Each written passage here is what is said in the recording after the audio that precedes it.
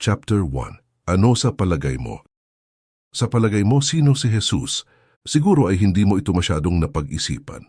Well, naiintindihan ko yan kasi nga naman, ang pinag-uusapan natin ay isang lalaking ipinanganak noong 1st century sa pamilya ng isang hindi kilalang karpenterong Hudyo. Hindi siya nagkaroon ng posisyon sa gobyerno, namuno sa kahit anong bansa, o naging commander ng mga sundalo. Wala man lang siyang nakilalang Roman Emperor. Sa halip, sa loob ng 3.5 taon, tinuruan lamang ni Jesus ang mga tao tungkol sa tamang pamumuhay at relasyon sa Diyos. Binasa at ipinaliwanag ang Jewish scripture sa mga Hudyo at kung paniniwalaan ang mga patutuo ng mga nakasalamuhan niya. May mga ginawa rin siyang mga hindi pangkaraniwang bagay. Nakabanggaan niya ang mga namumuno noong panahon niya at ilang taon lamang pagkatapos ng kanyang public ministry, ipinako siya sa krus pagkatapos hatulan ng isa sa mga gobernador ng Roma na parang manager na nagsisilbi para sa mga taong may tunay na kapangyarihan. Pero hindi lang iyon. Ang lahat ng ito ay nangyari mahigit 2,000 taon na ang nakakaraan. Kaya nga bakit pa natin siya pinag-uusapan? Bakit ba si Jesus ay talagang hindi matatakasan? Bigyan mo ng pagkakataon si Jesus. Ano pa man ang iniisip mo tungkol sa kanya, hindi maitatangging si Jesus ay isa sa pinakasikat na tao sa kasaysayan ng mundo. Isang kilalang historian ang nagsabi nito tungkol sa impluensya ni Jesus. Kung posibleng tanggalin ng isang supermagnet ang bawat piraso ng bakal sa kasaysayan na may bakas man lang ng kanyang pangalan, ano pa ang matitira? Magandang tanong iyan at malamang ang sagot ay wala na halos matitira. Hindi lang sa kasaysayan hindi maiiwasan si Jesus, maging ang personal na buhay natin ay may impluensya niya. Isipin mo, mayroon ka sigurong kilalang 1 o 2 tao na nagsasabing sila ay Kristiyano. Baka nga regular rin silang pumupunta sa church at umaawit ng tungkol kay Jesus o para sa Kanya. Kung tatanungin mo pa sila tungkol dito, baka sabihin pa nila na sila ay may relasyon sa Kanya at ang kanilang buhay ay nabago dahil sa Kanya.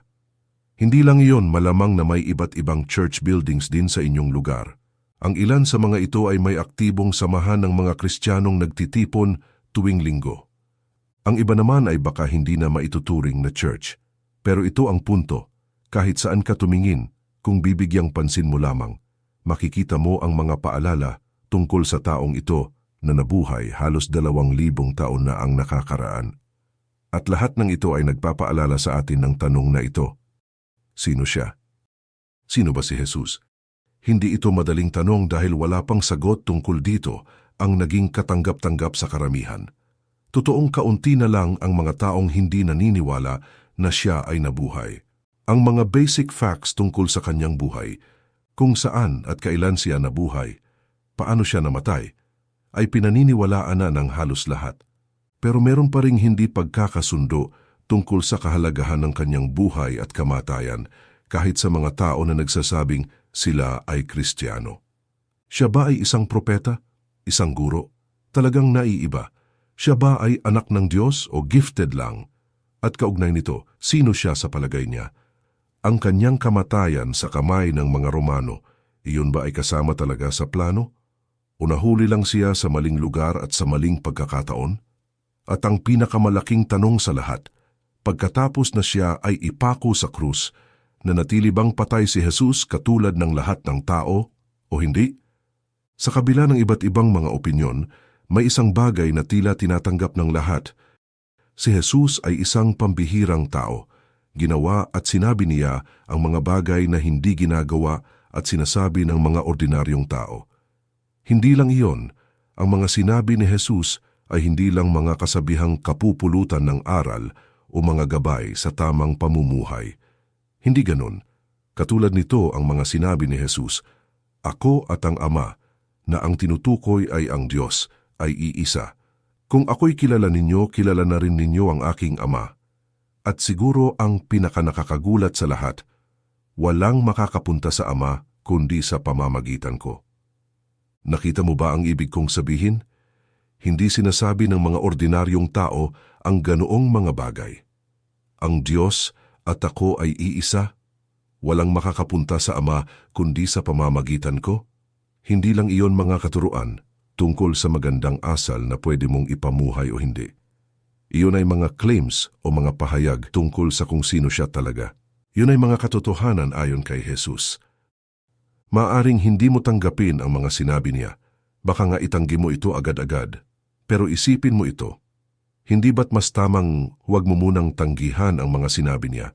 Hindi ba mas tamang kilalanin mo muna ang taong ito bago mo baliwalain ang mga sinabi niya tungkol sa iyo? At dahil sinimulan mo na ring basahin ang librong ito, lalakasan ko na ang aking loob at ipapakiusap ko ito sa iyo. Bigyan mo ng pagkakataon si Jesus. Baka kapag lalo mo pa siyang nakilala ay makita mo na may mga matibay na dahilan para paniwalaan ang mga sinabi niya tungkol sa kanyang sarili, tungkol sa Diyos at tungkol sa iyo. Saan ka pupunta para makilala si Jesus? So paano mo makikilala ang isang taong nabuhay 2,000 taon na ang nakakaraan? Kahit na naniniwala ka sa muling pagkabuhay niya, hindi naman tayo pwedeng kumatok sa pintuan ng langit at magkape kasama si Jesus. Saan ka pupunta para makilala si Jesus? Maraming mga historical documents na may nasulat tungkol sa buhay, kamatayan, at maging sa muling pagkabuhay ni Jesus, at maaaring may mapulot kang ilang bagay tungkol sa kanya sa mga iyon. Pero karamihan sa mga documents na iyon ay may ilang mga problema. Una, marami sa mga ito ay matagal bago na isulat. Minsan ay daang taon makalipas ng pagkamatay ni Jesus. Kaya hindi ito masyadong nakakatulong sa atin para malaman kung sino talaga siya. Bukod dito, kahit ang best documents sa mga ito ay kaunti lang ang sinabi tungkol sa kanya. Ang concern nila ay ang ibang mga issues, kaya't si Jesus ay nabanggit o tinukoy lang at hindi nagbigay ng anumang detalye tungkol sa kanya. Pero mayroong isang napakalaking baul ng kayamanan na naglalaman ng impormasyon tungkol kay Jesus. Mga ulat na detalyado, personal, mula sa mga nakakita sa kanya at nakasama niya tungkol sa sinabi niya, ginawa niya at kung sino siya. Iyon ay ang Biblia. Teka lang, huwag mo munang isara ang librong ito. Alam ko na ang ibang tao ay umuurong na kapag nababanggit ang Biblia dahil ang tingin nila ay libro ito ng mga Kristiyano. Kaya naiisip nila na ito ay biased at hindi mapagkukunan ng mga tamang impormasyon. Kung iyan ang iniisip mo, sa maniwala ka't sa hindi, ikaw ay medyo tama. Ang Biblia ay siyang libro ng mga Kristiyano. Ang bagong tipan na siyang ikalawang bahagi ng Biblia ay isinulat ng mga taong naniniwala sa mga sinabi ni Jesus at naniniwala na ang lumang tipan ay tumutukoy sa pagdating niya. Sila ay mga mananampalataya. Hindi maitatanggi iyan, pero hindi ibig sabihin noon na ang mga taong iyon ay may masamang agenda. Pag-isipan mo ito. Ano naman ang posibleng agenda nila? Para maging sikat? Para magpayaman? Para maging mga makapangyarihang pinuno ng isang napakayamang church?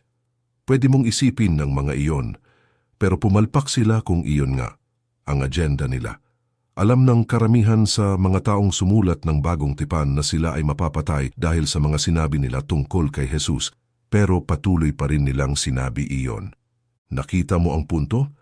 Kung ang layunin mo sa pagsusulat tungkol sa isang bagay ay para makilala ka, maging makapangyarihan o maging mayaman, hindi mo na paninindigan ang isinulat mo kung puputulan ka na ng ulo dahil dito.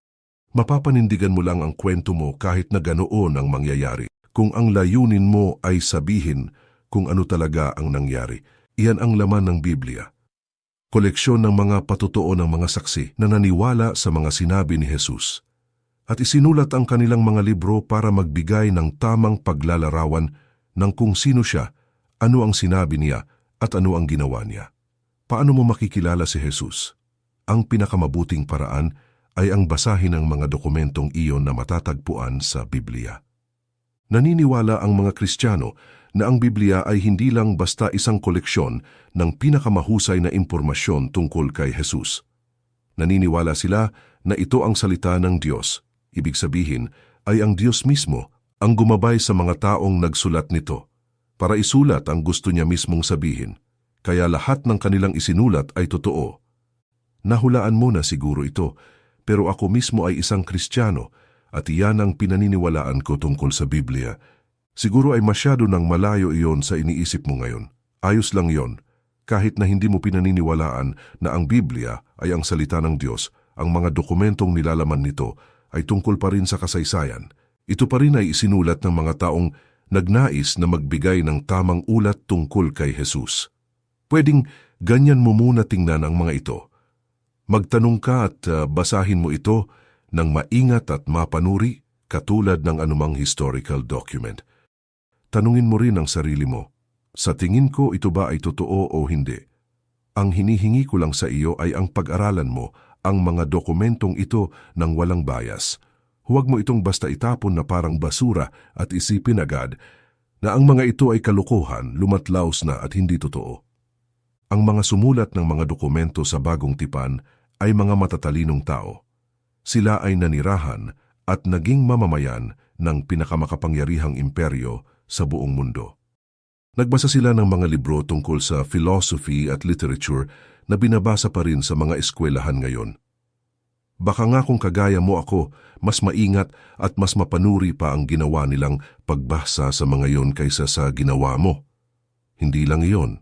Alam nila ang pagkakaiba ng katotohanan at katang-isip. Alam nila kung ano ang kahibangan at pandaraya, at naiintindihan nila kung ano ang kaibahan ng mga iyon sa kasaysayan at katotohanan. Sa katunayan, ang mga manunulat ng Bagong Tipan ay mas maingat sa paglilinaw ng kaibahan ng mga bagay na iyon kaysa sa atin. At marirealize mo habang binabasa mo ang mga isinulat nila na pinaniniwalaan nila kung ano ang sinasabi nila tungkol kay Jesus. Namamangha sila sa mga ito pero pinaniniwalaan nila ito at gusto nilang paniwalaan din ito ng iba. Sumulat sila dahil umaasa silang babasahin ng mga tao ang kanilang sinabi. Makikilala nila si Jesus tulad ng pagkakilala nila sa Kanya.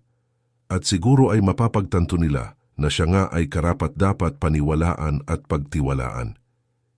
Iyan ang inaasahan kong maitutulong sa iyo ng maliit na librong ito. Makilala si Jesus sa pamamagitan ng mga isinulat ng mga unang Kristiyano. Hindi natin pag-aaralan ang bawat pahina ng anuman sa mga dokumento sa Bagong Tipan. Sa halip, gagamitin natin ang lahat ng mga dokumentong iyon para subukang kilalanin si Jesus gaya ng karanasan ng isang sumusunod sa Kanya. Una, bilang isang pambihirang taong gumawa ng mga bagay na hindi inaasahan, pero agad maiisip na ang pambihira ay hindi sapat para ilarawan siya. Narito ang isang tao na nagsabing siya ay isang propeta, tagapagligtas, hari, at maging Diyos mismo. Isang taong madaling sabihing baliw o nagmamarunong. Kung hindi lang siya patuloy na gumawa ng mga bagay para patunayan ang mga pahayag na iyon. At naroon pa ang hindi inaasahang pagtrato niya sa mga tao, pagkahabag sa mga hindi katanggap-tanggap sa lipunan, puot sa mga nasa kapangyarihan at pag-ibig sa mga hindi kaibig-ibig. Higit sa lahat ng ito, hindi nagastang isang hari o isang Diyos si Jesus sa kabila ng kanyang mga pahayag tungkol sa kanyang sarili. Nang alukin siya ng korona, tinanggihan niya ito at sinabi sa kanyang mga tagasunod na huwag ipamalita kung sino siya, at sa halip ay sinabi na siya ay ipapako sa krus ng mga awtoridad katulad ng isang ordinaryong kriminal.